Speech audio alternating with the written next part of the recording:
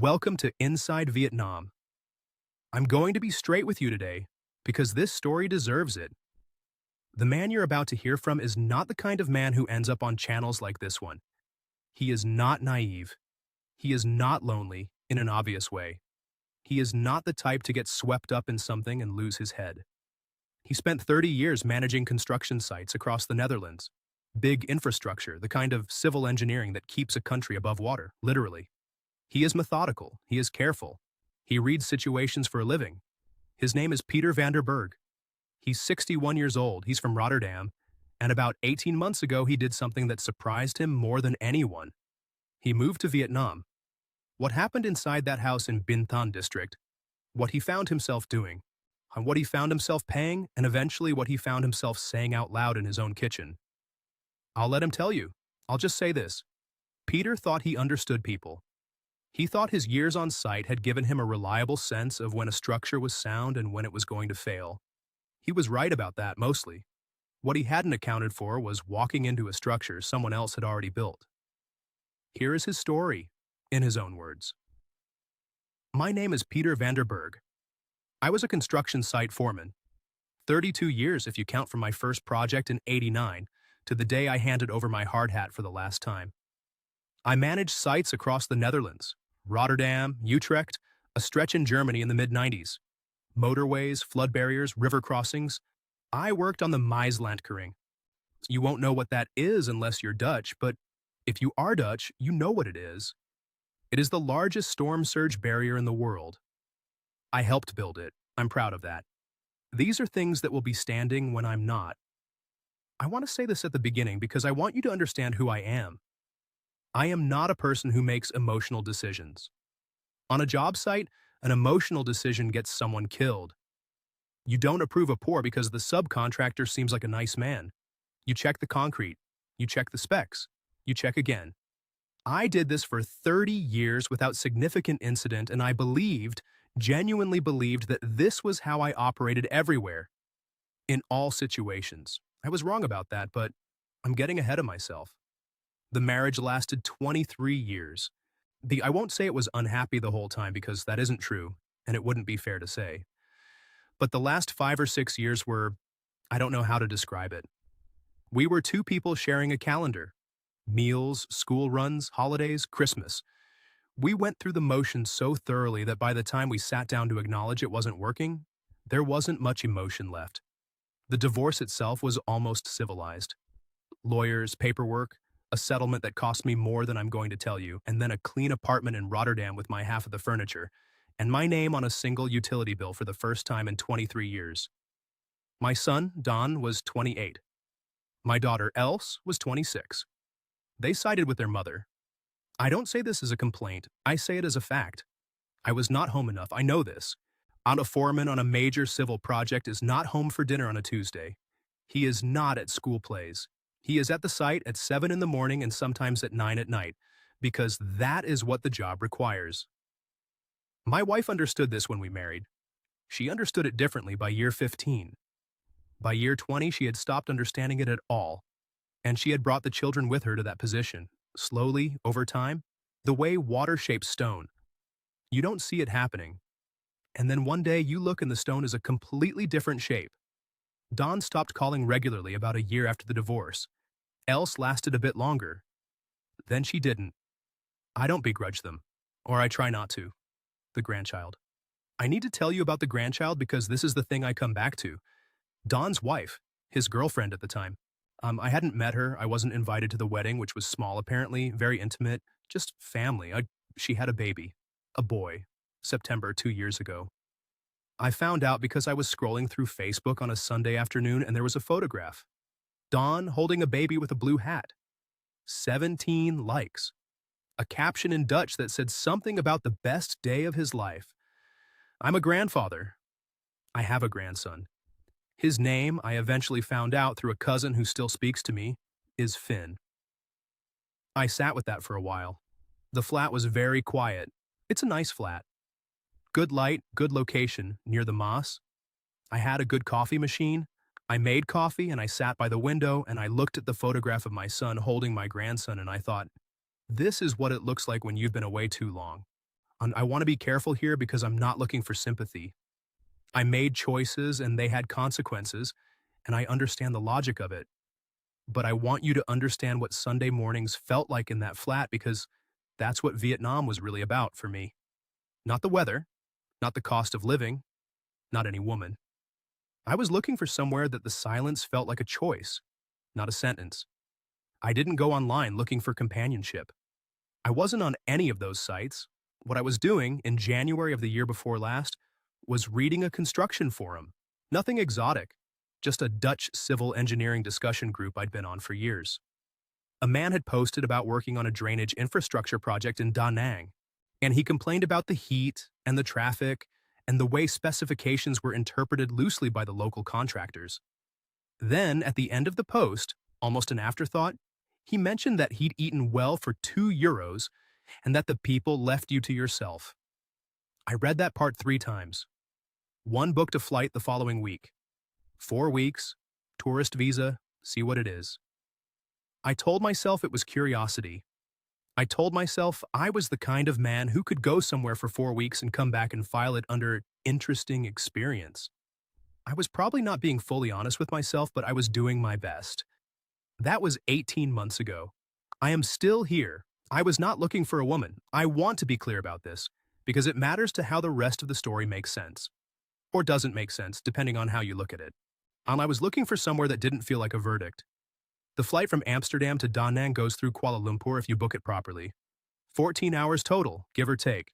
I had an aisle seat, which I always request, and I spent most of the flight reading a PDF someone had posted on the forum about infrastructure development in central Vietnam. I am aware this is not normal holiday reading. I was not on a normal holiday. Da Nang in February is warm in a way that feels almost personal.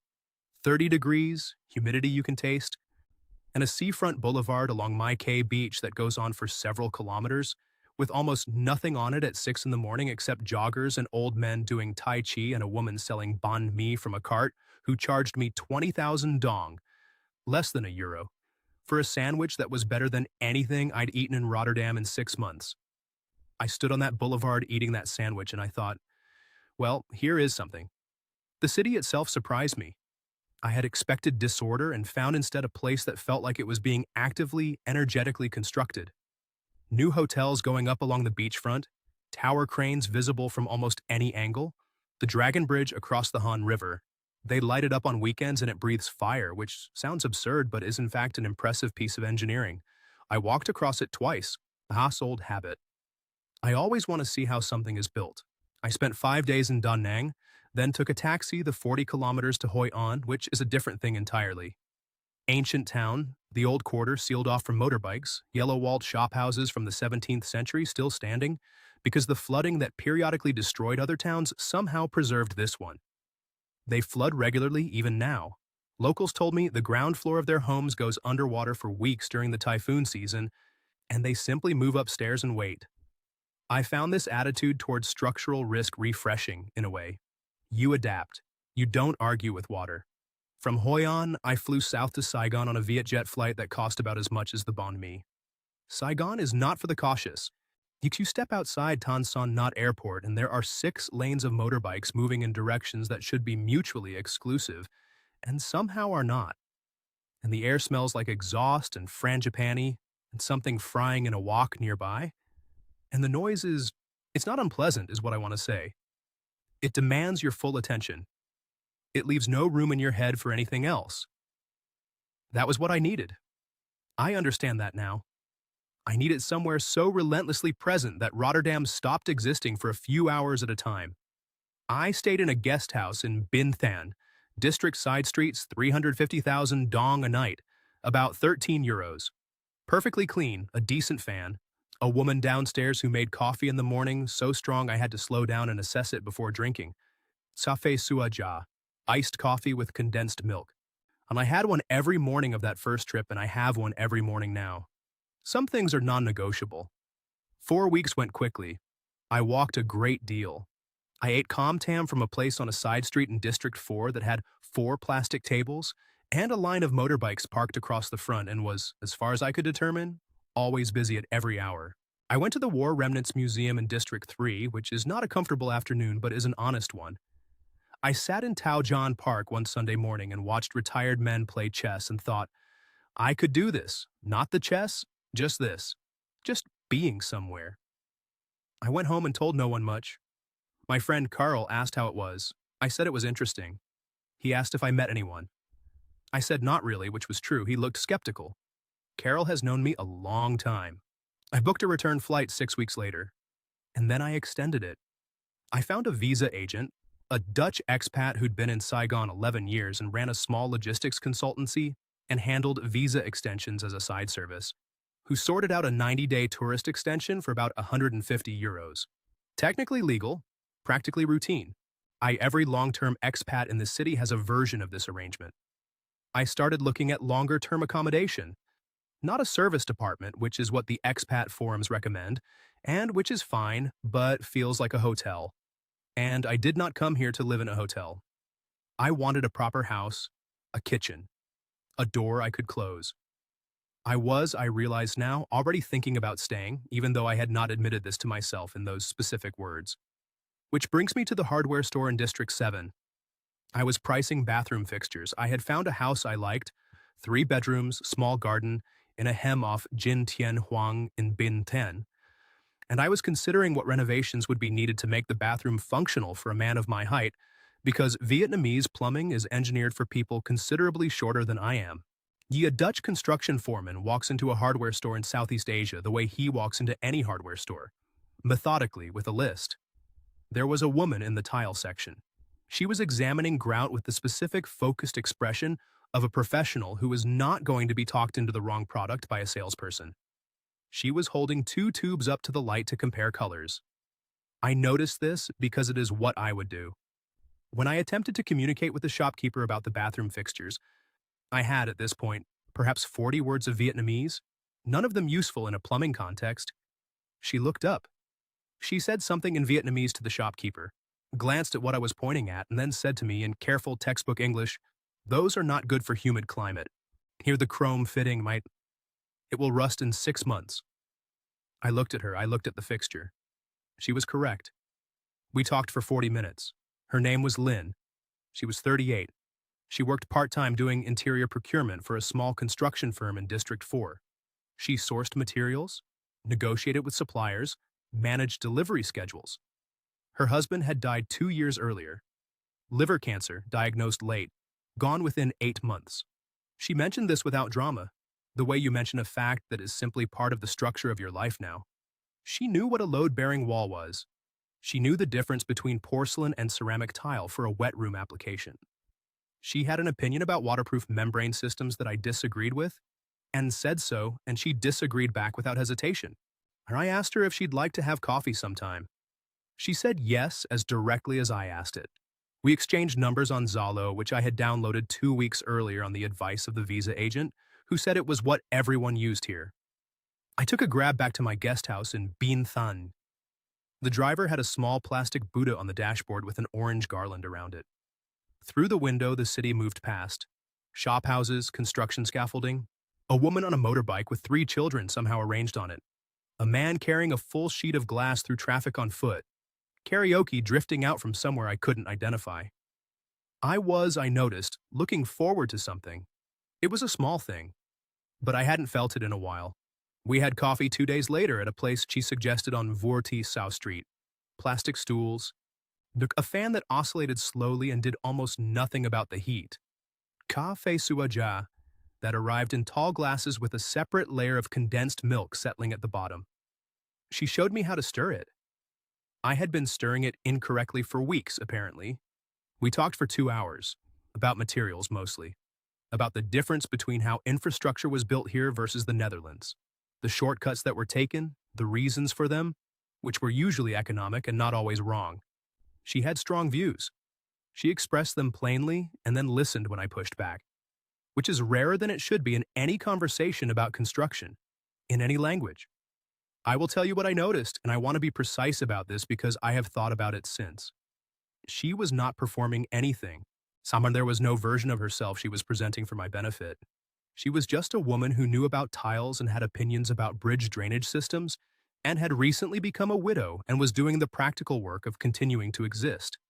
I found this, I don't know, restful is not quite the right word, but something like that.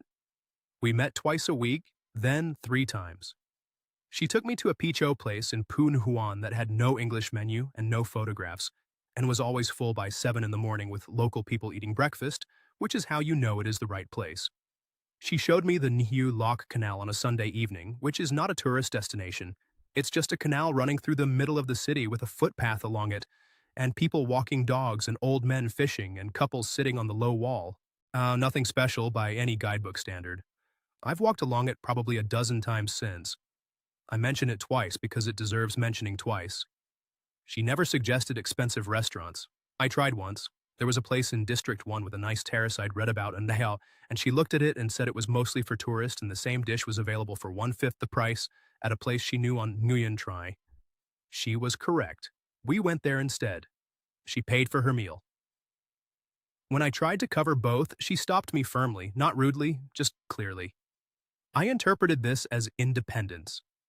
I want to be careful here. I interpreted a great many things as independence during those 3 months. I was keeping a kind of internal checklist.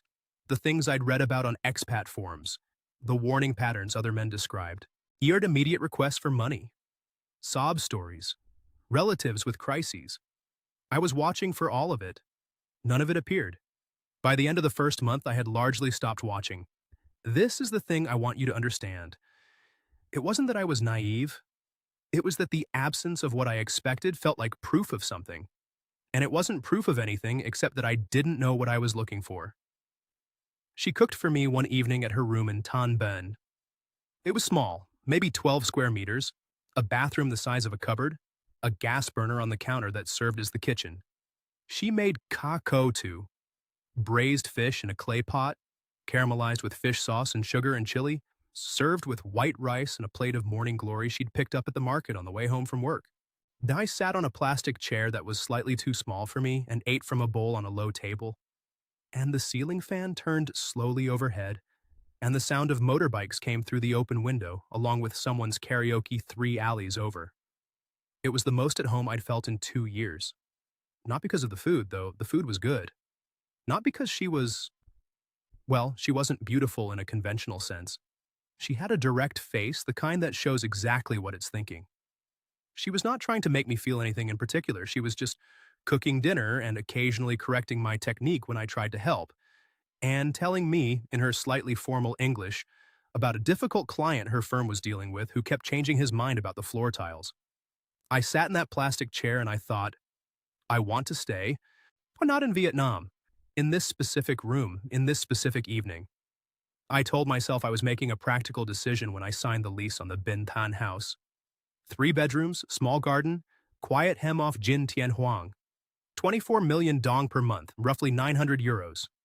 1 month deposit, 1 month up front, so about 1,800 euros to begin with, then agent fees on top. Total outlay to get the keys was around 2,700 euros. I signed a 12-month contract. I told myself, this is simply more economical than a service department. More space, a proper kitchen, a place where I could think. All of this was true. None of it was the real reason. By month 3, I had extended my tourist visa again and was beginning to think about whether there was a business visa option. I spoke to my agent about it. He said it was possible with the right local company to sponsor the application. Give it some time. I was not in any hurry. I was comfortable. I was eating well. I had a woman in my life who had not asked me for anything in 90 days, which was, I now understand, a more significant detail than I recognized at the time. I asked Lynn if she would like to move into the Bin Thon house with me. This was my idea. I want to be clear about this, as I have tried to be clear about every decision I made because the clarity matters. She hesitated. I think about that hesitation now. She was quiet for what felt like a long time. She looked at her hands. I thought she was being modest. A Vietnamese woman of her generation moving in with a foreign man. There might be concerns about what the neighbors would say, about face, about how it would appear. I said these things would not be a problem. She said she needed to think about it. I said, of course. She came back to me 2 days later and said yes. I believed her hesitation was modesty. I may have been wrong about that. I think now that she was calculating something, though not in the way that word usually implies. She was calculating what it would mean, what it would set in motion, what obligations she would be accepting on behalf of her family by becoming, in the eyes of everyone who knew her, the partner of a stable Dutch man with a pension and a house. She moved in with 3 bags and a small shelf she'd bought for her books. She set up a family altar in the corner of the bedroom, a small framed photograph of her late husband, a bowl of fruit, an incense holder. She asked if this was acceptable to me. I said, of course. She lit the incense and stood there for a moment with her eyes closed, and then she turned around and said, very practically, that we needed to buy a new kitchen sponge. The house felt different with another person in it. Warmer. The kind of warm that has nothing to do with temperature. Tet was 6 weeks away, she told me. Her mother would want a visit. Of course, I said. Of course. Tet in Vietnam is not a holiday. It is a gravitational event. The whole country reorients around it. Businesses close, cities empty. The roads out of Saigon fill with motorbikes carrying people and luggage and live animals back to the provinces. I had read about this. I thought I understood it. I didn't understand it. Lynn's mother arrived by bus from Quang Ngai on the 28th of January, 2 days before the new year. Her name was Ban Nga, because she was 63 years old and she arrived with 2 large bags, one of which appeared to contain an entire dried fish, and she stood in the doorway of the Bin Than house and looked at me with an expression I can only describe as professional assessment. I am a large Dutch man. I imagine I was not what she had pictured. She looked at the house. She looked back at me. Some of the wariness softened slightly. I was, I think, being evaluated for basic competence. Was the house clean? Was I visibly drunk? Did I seem like a person who would cause her daughter harm? I passed on all 3 counts. She nodded once and came inside. The first 2 weeks were fine. She slept in the second bedroom, which still had only a thin mattress on the floor from a previous tenant. Lynn told me about this apologetically on the 4th day. I bought a proper bed from a furniture place near Ung Van Kime Street. A basic wooden frame and mattress, 8 million dong, roughly €300. It seemed like a reasonable thing to do. A guest should have a bed. I was being practical. Ban Nga woke at 5 o'clock every morning. I know this because I could hear her moving in the kitchen, the gas burner clicking, the specific sound of a clay pot being placed on an iron rack. By the time I came downstairs at 7, there was always something on the stove. Congee or a clear soup with vegetables and pork, or occasionally a fish dish that I had to learn to appreciate at that hour. She spoke no English. We communicated through Lynn and through the universal transaction of one person placing a bowl in front of another person and the other person eating it. It was, I want to be honest about this, not unpleasant. She was a good cook. She was tidy. She kept to her routines and did not intrude on mine. I told myself, I can manage this. I have managed 400 workers on a single site. I can manage one 63-year-old woman who wakes up early and cooks fish. 2 weeks became 3. 3 became a month. Ban Nga did not mention returning to Quang Ngai, and I did not ask Lynn directly when this might happen, because every time I approached the subject, Lynn's expression did something careful, and I decided I was being inflexible about a cultural situation I didn't fully understand. I had read about filial piety. I understood theoretically that Vietnamese children support their parents in ways that Europeans largely do not. I applied this understanding as a reason not to push. This was, I think now, a choice dressed up as cultural sensitivity. The mother was still there in March when Min arrived. Lynn told me about Min in the same way she told me about most things, carefully with context provided in pieces rather than all at once. Her younger brother, 24 years old. He had been working at a logistics company in District 9, but the company had lost a major contract, and there had been layoffs, and Min was among them. He had been sharing a room with 2 other men in Bin Duong province, but without income, he couldn't manage the rent. He had nowhere to go. Just for a little while, Lynn said. While he looks for something new. I could not identify a reason to refuse that didn't sound callous. So I said yes. Min arrived with a backpack and a phone charger, and the easy confidence of someone who has been told good news. He shook my hand and called me And. In Vietnamese, this means older brother. It is a term of respect, also a term of affection. also a term that positions you within a family structure whether you intended to enter one or not. I knew this intellectually. I did not know it in the way that matters, which is the feeling of it. I hadn't been called anyone's older brother before. My children had positioned me as many things over the years: provider, absence, disappointment, eventually stranger, but never older brother. It landed on me in a way I was not prepared for, and I want to say this clearly because I think it explains a great deal about what came next. The word Ainench was doing more work on me than I recognized. Min slept on the couch. He did not find a new job. Where he played games on his phone in the living room, some mobile game that made frequent notification sounds, which I found irritating and said nothing about because I was being reasonable. He ate whatever was in the kitchen. He was not unfriendly.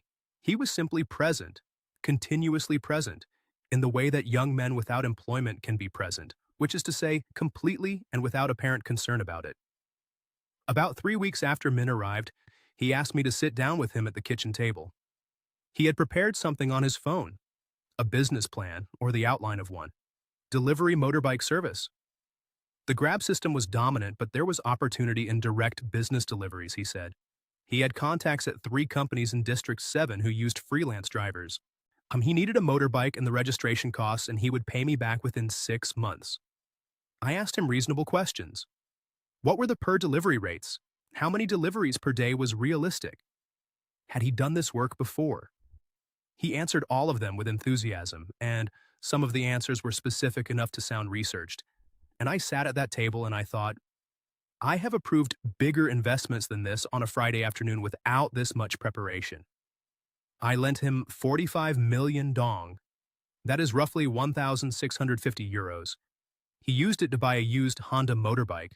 A decent one. I checked the year and the mileage when it arrived. Old habit. And to begin the business registration process, which stalled after the first document. The motorbike sat outside the front of the house. Min continued playing games on his phone. The 3 companies in District 7 were not mentioned again. I noticed this.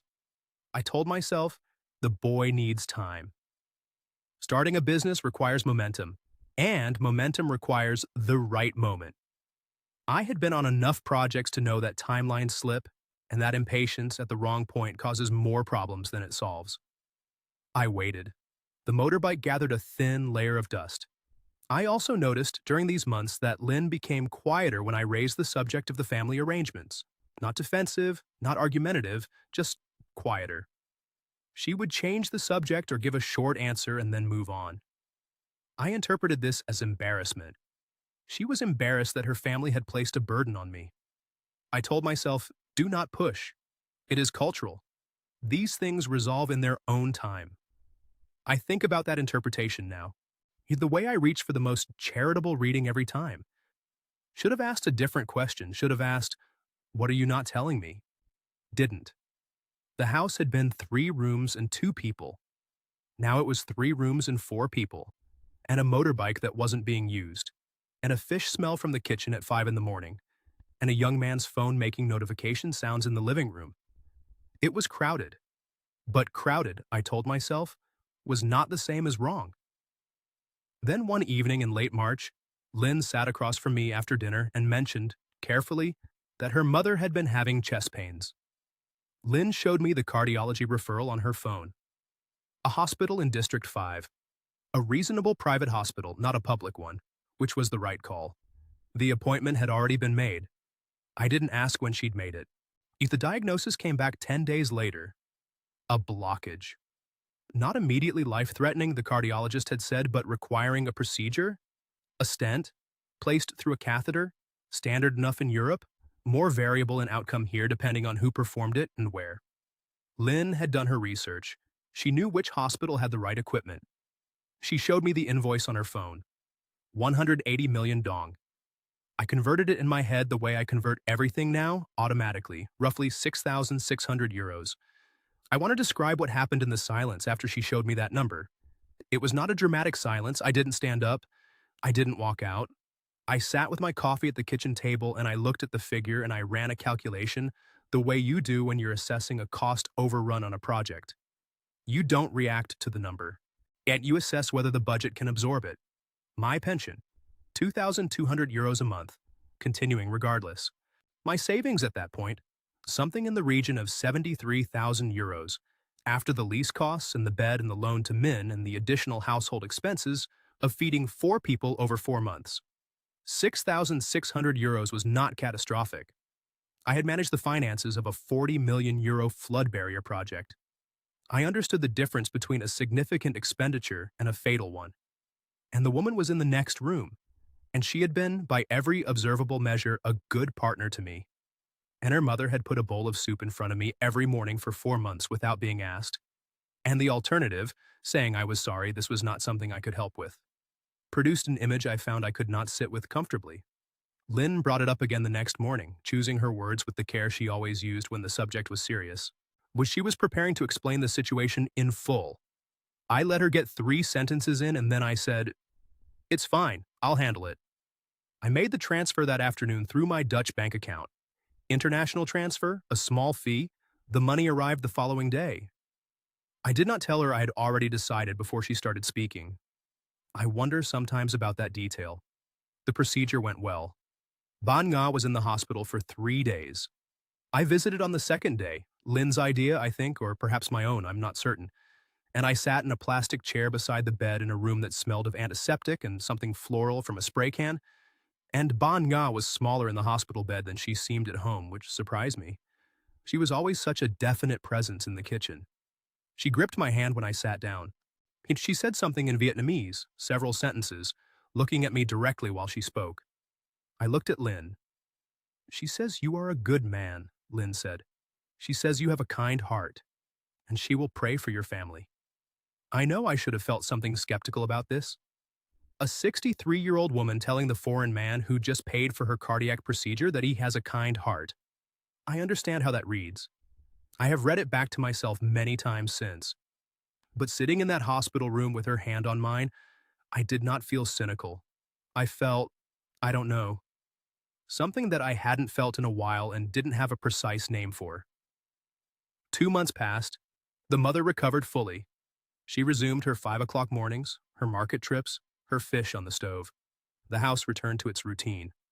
Min's motorbike was still outside. And during this period, 2 other conversations happened over dinner.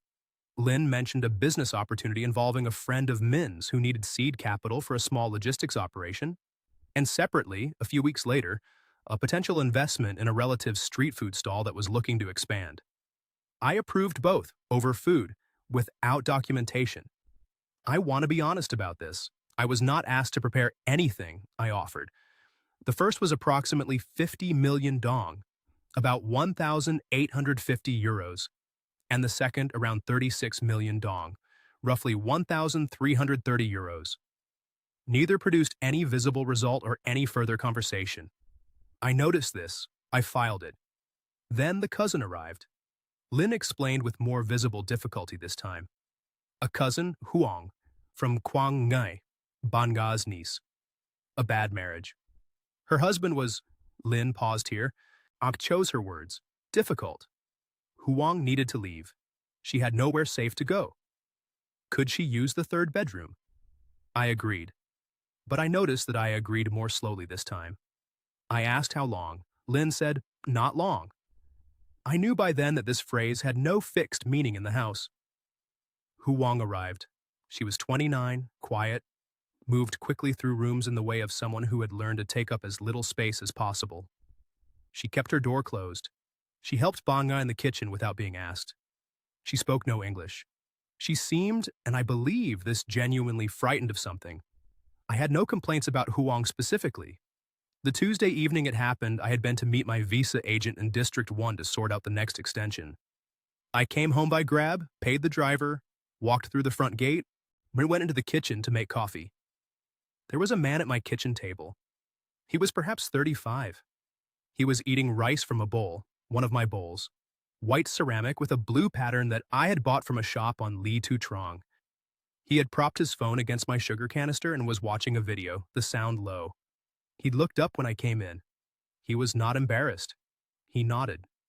I stood in the doorway of my kitchen and looked at this man, and in the 30 seconds that followed, I experienced something I can only describe as the specific sensation of a foreman who has just walked onto a section of site where work has been proceeding without the drawings anyone agreed to. The geometry is all wrong. The walls are load-bearing where they weren't supposed to be. The concrete has already cured. You cannot unbuild what has already been built. I did not confront him. I do not fully understand why. I am not a man who avoids confrontations. I think it was because I understood in that moment that a confrontation with this specific man was not the actual problem. He was not the structure. He was just the moment when the structure became visible.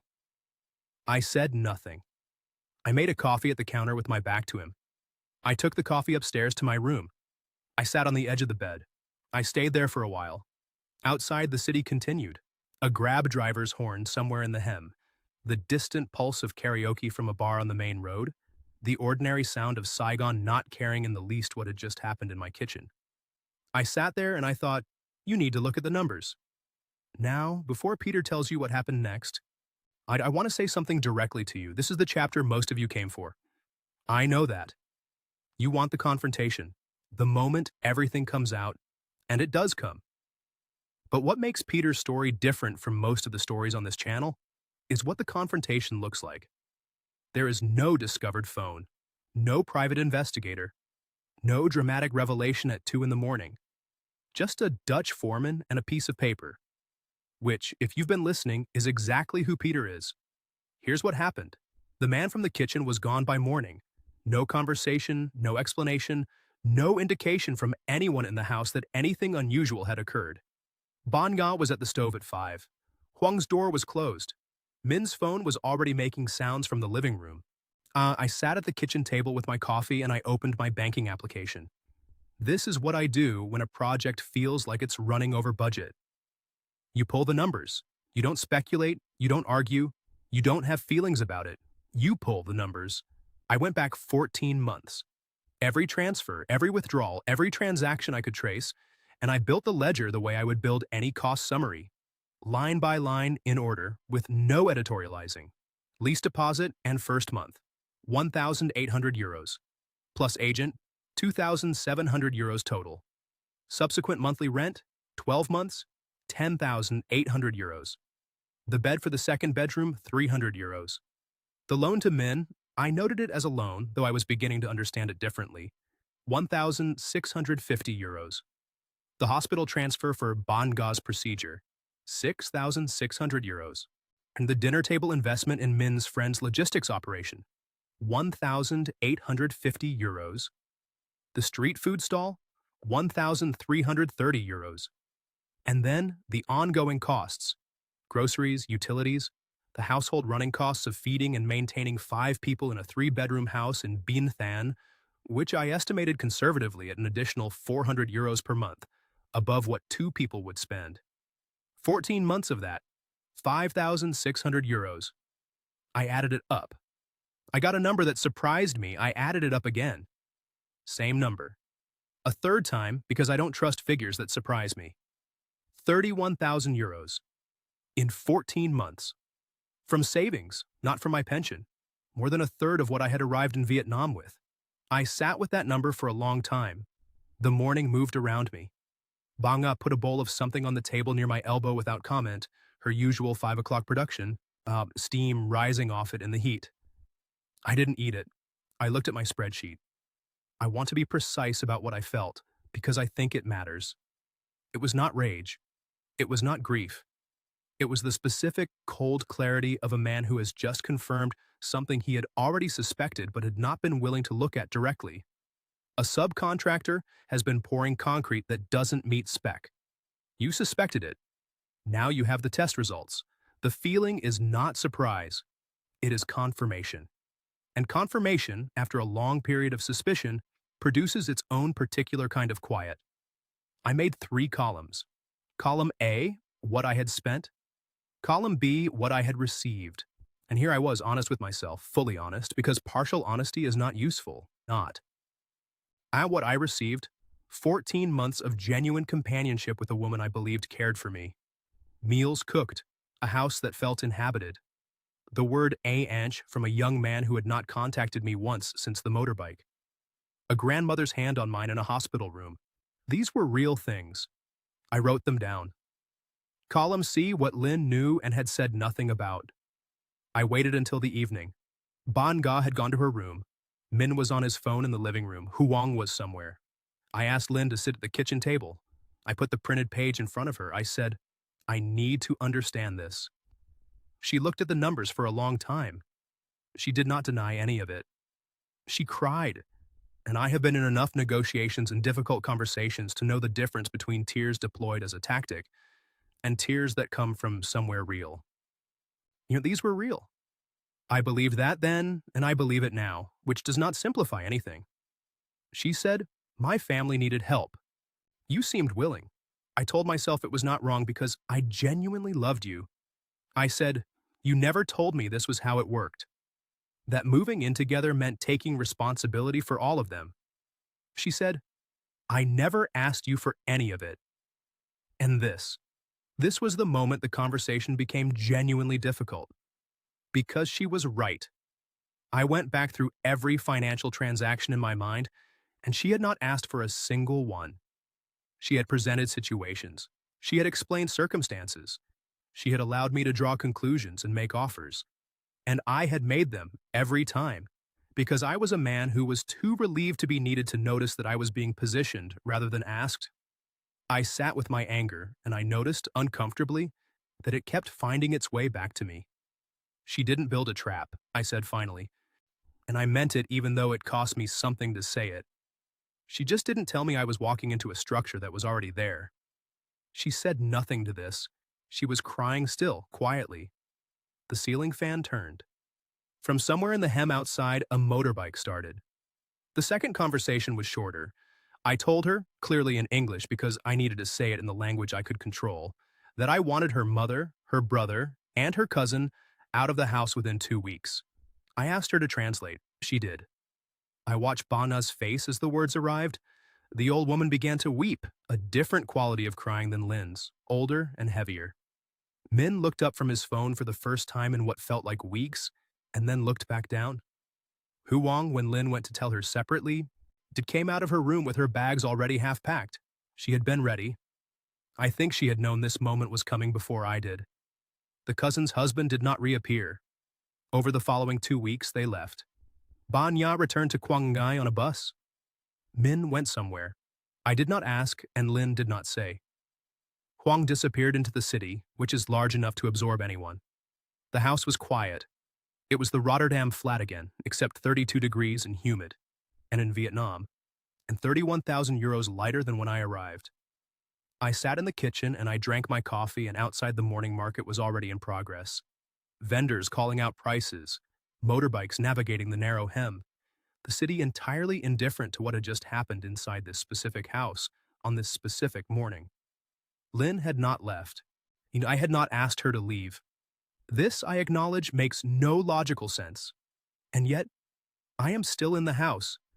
My lease has 4 months remaining. I have not renewed it. I tell myself this is because I am not certain whether I am staying in Vietnam, which is true, but also I am trying not to make large decisions while I am still close to the thing that broke me. I know from construction that you don't redesign the structure while the site is still active. You wait until the dust settles. You do a proper survey.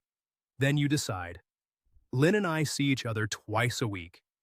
We have not formally ended the relationship, which I am aware makes no logical sense. I am 61 years old. I have managed projects of enormous complexity. I cannot explain this to you. I am aware this is not rational. I'm also aware that rationality has a more limited range than I previously believed. Let me tell you where I stand financially, because I think precision matters here. My savings when I arrived? 85,000 euros after the divorce settlement took its portion. I have spent 31,000 euros of that in 14 months. I have 54,000 euros remaining. My pension, the Dutch AOW, plus my occupational pension from the construction consortium, continues at 2,200 euros per month. I am not destitute. I will not go home to Rotterdam and find myself unable to pay rent. I want to be clear about this because I am not looking for sympathy, and also because I think false drama in these situations is dishonest. But 31,000 euros is a significant number. And the gap it represents is not only money, and it represents 14 months during which I believed I had finally found somewhere that wanted me in it. That belief cost me 31,000 euros, and I think something harder to price: the confidence I had in my own judgment. I was the man who read the site. This was not arrogance, and it was a skill I had built over 30 years. The ability to walk onto a project and understand within an hour what was sound and what was not. I trusted this skill absolutely. I missed this situation completely. Not for a week, not for a month, for over a year. Because I was too relieved to feel needed to ask the questions I could feel were sitting unanswered somewhere beneath the surface. People ask me, was it a scam? Other expats at the coffee place near my house, Dutchmen mostly, a few British, everyone with an opinion. Was she running a scam on you? And I've thought about this for a long time. My answer is, not exactly. And I want to explain what I mean by that because it matters. Lynn had genuine feelings for me. I believe this.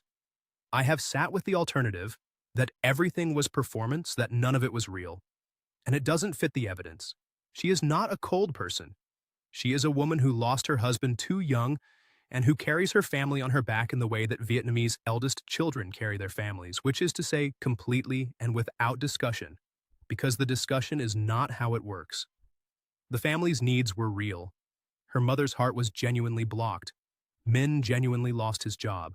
Huang's marriage was genuinely bad. None of it was invented. What was missing was transparency. And what made transparency impossible was a cultural architecture I never tried to understand, and she never tried to explain. She was the eldest surviving child of a widow. In her framework, what a stable partner provides is not just companionship, it is absorption of family need. That is what partnership means. She had not explained this to me because explaining it would have required a direct conversation about money and obligation. And in her world, those conversations are how you create shame. And shame is more dangerous than debt. She didn't build a trap. She walked into my house carrying a structure that was already load-bearing, and she never told me I was part of the design. I understand this now. Understanding it does not make it acceptable. These are two different things. I understand why a subcontractor uses cheaper materials. I understand the cost pressures, the margins, the reasoning, and I still refuse to sign off on the work. You can have context and consequences simultaneously. So here's what I would tell you if you're thinking about moving to Vietnam, or you are already here, or you're somewhere in the middle of a situation that feels manageable but is perhaps not. First, before you move anyone into your house, understand what family means in their specific context, not in general, not from a YouTube video or a Wikipedia article on Vietnamese culture, in their specific family. Ask directly. If the directness makes her uncomfortable, that discomfort is information. Second, 3 months of not asking is not evidence that she will never ask. It may be evidence that she is patient. A man who is patient on a building site is not patient because he doesn't want anything. He is patient because he knows when to move. Third, the mechanism is the progression. No single thing I paid for was outrageous. The bed was 300 euros. The loan to Min was 1,650 euros. The hospital transfer was 6,600 euros. Each one had a context that made it reasonable. The aggregate was 31,000 euros. I never looked at the aggregate.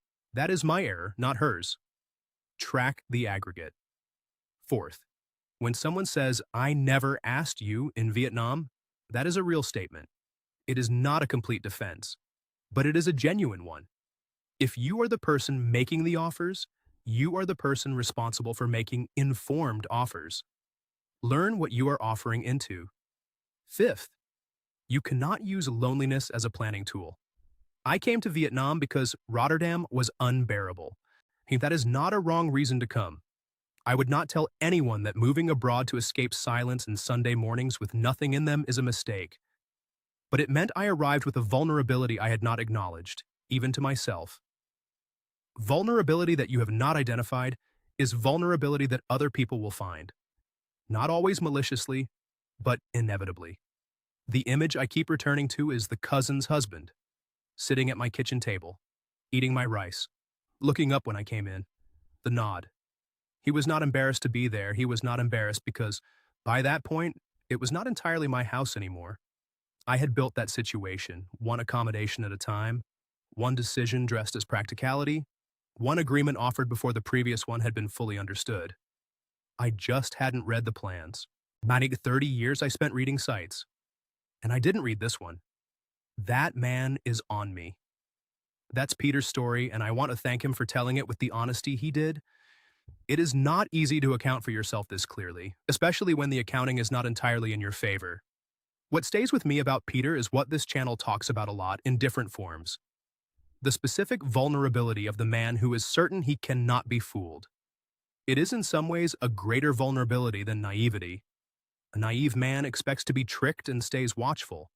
A man who is confident in his own judgment stops watching because he trusts himself to notice. Peter trusted himself to notice. He didn't notice. Not for 14 months. 3 things I'd ask you to take from this story. The first is that Vietnamese family obligation is real. And this channel is not here to position Vietnamese people as predators and Western men as victims. That is a lazy story, and it is not an accurate one.